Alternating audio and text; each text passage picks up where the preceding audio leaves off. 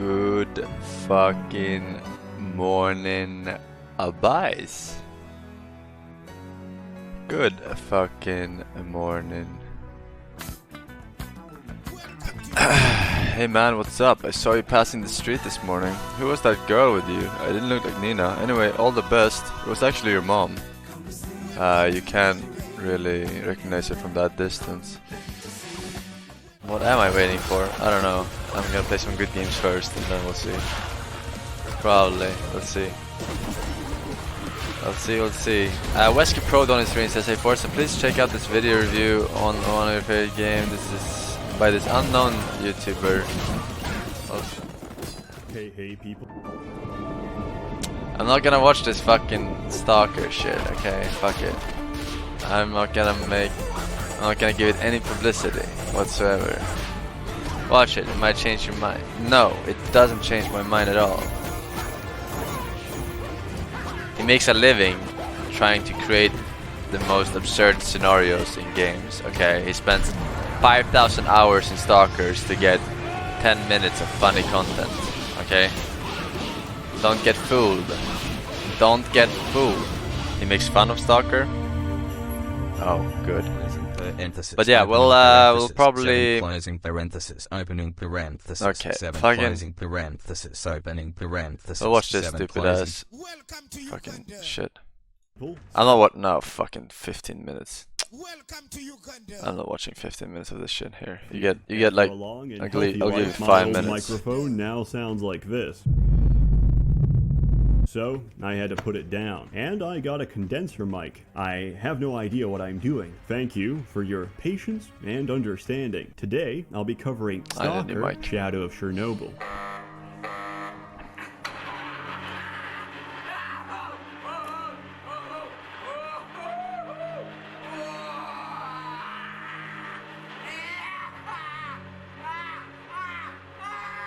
Actually, I lied. I'll be reviewing all of the Stalker games at once, and the novel this universe is based on, Strugatsky's Roadside Picnic. Stalker's premise is very simple. You play as a delinquent gopnik who's just broken into a fenced-off exclusion zone in Chernobyl, Ukraine, which is actually based on a fictional country here in Europe. If the legends are true, the mythical nation of Ukraine produces most of the bootleg cigarettes and prostitutes. Did it say that Ukraine is a fictional country? Today. But everyone knows this is just a fairy tale. However, in this world there was no nuclear meltdown, nor any subsequent cover-up by the infallible, benevolent Soviet Union. Instead of nuclear fallout, we have an expanding circle of land where the laws of physics don't apply, filled with all manner of strange anomalies and mutated wildlife that wants to kill you. Why did you come here? No one knows. Thousands of men serving hundreds of interest groups have come before you. What makes your ideology any different? Some claim they want to contain it. Others study or even protect it from the outside world. In truth, there is no single rational answer. We have no reason to be here, but we're drawn to it, fascinated by it, and afraid of it. But no matter what, we can't resist its siren call.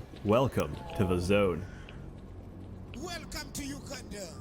The zone, while physical in the games, is more of a metaphorical concept. The zone represents our anxious and often fatal curiosity, our hopes and dreams, and ultimately, our darkest desires. Rumors of the zone spread throughout our planet. Talk of mutants, weird events, and bizarre artifacts that defy our understanding begin to haunt everyone's imagination. And of course, the promise of treasure beyond your wildest dreams. Stalker is like the discovery of a new world. Everyone wants to go out into the great unknown and give smallpox to the Aztecs, and maybe even leave behind several dozen illegitimate mutant children which now lack a father. This is Sseth reminding you that being a deadbeat dad isn't cool, even if your son is a malformed, hideous abomination and an insult to God's earth. Take responsibility and kill him yourself. As for the gameplay itself, it's a sandbox survival shooter, and it plays very tightly for a shooter. Most of the guns feel really good. When you're not shooting, you'll be exploring and investigating the world, avoiding anomalies and trying to get those sweet artifacts that justify the health risk.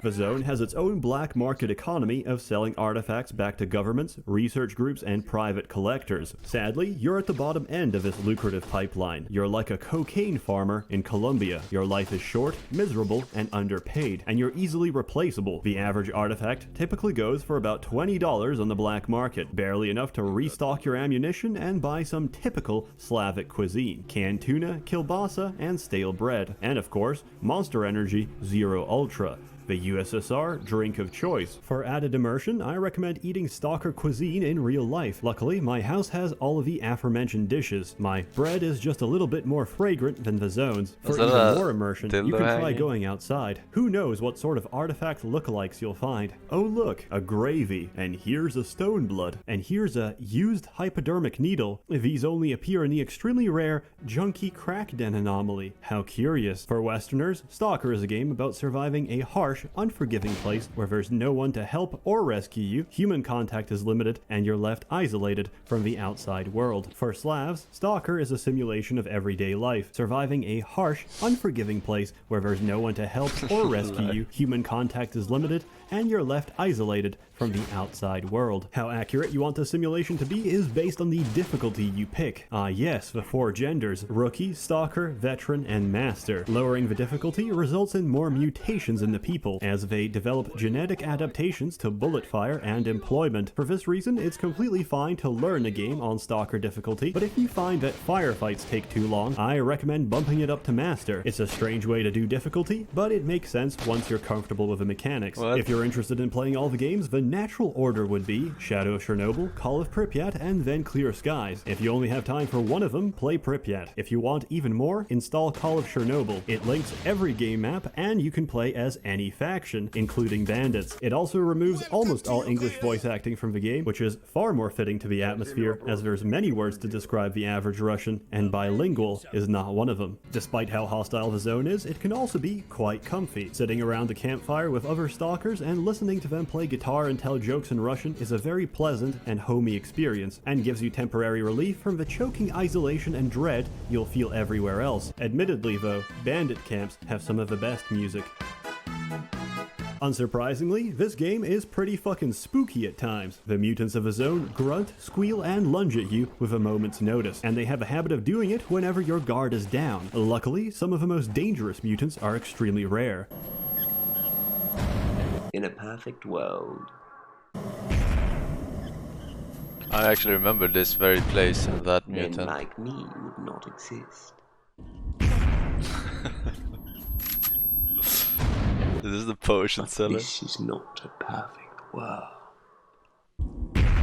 But surviving an encounter with one of them will leave you shaken and traumatized. Call of Pripyat is the most developed of the free titles. Hunting for artifacts becomes more than just platforming and throwing screws at vibrating pockets of air. You now have different devices to help you spot and locate artifacts invisible to the human eye, which now also appear inside and around the formation of different anomalies. One wrong move and you'll be torn apart, shocked, or incinerated. Luckily, some of the anomalies are much more benign and harmless than others. Mark 1. What the hell? In Call of Pripyat, they also added emissions. Emissions exist to make you shit your pants and disrupt whatever plans you had. These are incredibly violent energy storms originating from the Chernobyl National Power Plant. And if you receive a warning that a blowout's about to happen, you better get the fuck inside unless you want to die a horrible, horrible death. Anything and anyone who can't get to cover on time will be fried to a crisp, and that's if you're lucky. For those who weren't so lucky, they'll get back up and continue their Is that a follower he has, or is that the anomalies described in the book are much less forgiving. Accidentally rub against a transparent strand of web, you'll die from a heart attack hours later. Were you near the zone when the visitors came, you're forbidden from ever leaving, and you'll be shot on sight if you dare try, because whatever city you'll go to will be devastated by natural disasters until you die. The games in the book also diverge heavily in plot, since in Strugatsky's Roadside Picnic, the title of the book says it all. Visitors stopped by our world and left as quickly as they arrived, leaving behind their trash and waste, the remains of a messy picnic. But their trash is our treasure. Everything in the zone is fantastical and beyond our comprehension. Room temperature superconductors, invasive species of cotton, which exclusively grow on metal surfaces, and infinite batteries, which asexually reproduce, are just some of the wonders left by the visitors, who are so impossibly more advanced than us that we couldn't even catch a glimpse of what they are. In Stalker, the zone is a man-made disaster through some psychic pseudoscience bullshit, which I honestly suspect is just an excuse to make you go through the worst linear sections of a game because Ivan spent a lot of time making those 3D models, and by God, you're gonna appreciate it. To summarize briefly, a bunch of scientists merged their brains together to form the Sea Consciousness, a superior consciousness capable of changing the planet's novosphere, an informational field surrounding Earth, in order to remove negative emotions like anger, greed, and being a foot fetishist. Their interference spawned the zone, which has been expanding ever since. To make matters worse, their efforts backfired. Foot fetishes were instead replaced by scat, and that extremely specific category of porn where the camera keeps zooming in to the guy's taint. Realizing what evil they've unleashed on the world, the scientists are now actively trying to contain the zone. In Shadow of Chernobyl, you can either help or kill them. In Clear Skies, you get brainwashed by them. In Call of Pripyat, you meet Strelok from the first game, and after he tells you that, canonically, he kind of killed the scientists and there's nothing to contain the zone anymore, everyone realizes it's time to get the fuck out of here. The ending section of each Stalker game universally sucks dick. Holy shit, let me go through narrow corridors where everyone is armed with futuristic hit-scan energy weapons that kill you if they hug your little toe. Hey, you can also keep replaying dialogue from the Wish Granter on repeat every few seconds. What an amazing, unforgettable experience, which I wish I never had. Once you reach the Chernobyl National Power Plant, do yourself a favor and format your hard drive, because that's going to be a much more fun experience than anything still in store for you. And while the rest of the game is universally enjoyable, there is one exception.